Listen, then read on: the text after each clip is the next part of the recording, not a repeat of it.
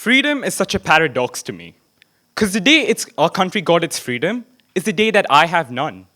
Attendance is mandatory, and so is the march past, wearing the uniform and saluting the flag. None of that seems up to me.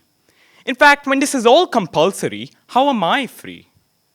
Those were my notions of freedom, my city-bred, privileged self wallowing in self-pity at not being able to sleep in on a holiday, complaining that my freedom had thus been taken away.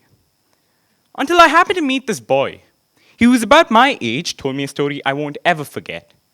That story made an impact on my ideas of freedom, of liberty, of life.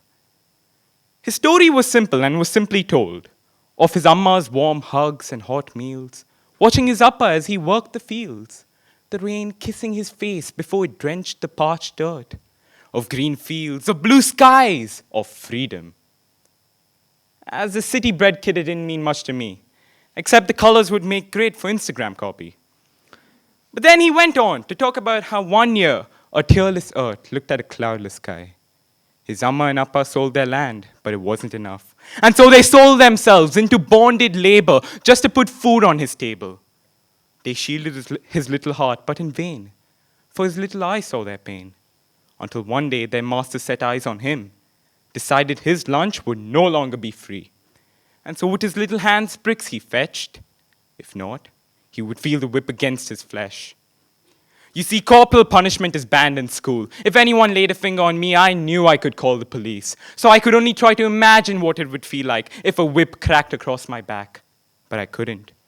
I couldn't imagine the never-ending lashes just to stack a rack of bricks, mix the cement as the clock ticks. But he had lived that life not knowing if it would ever end. All he wanted to be was free, free from the pain as he had seen kids before him set free. Hunger and pain taking their toll until they rested their heads to rise. No more. He was one of the fortunate ones. For one day, the door swung wide open and they found him, huddled away with dozens others. They sent him over to heal and mend. 6 months later, he's over the bend. Now, he attends events like these, tells his stories to kids like me who complain that we have no freedom.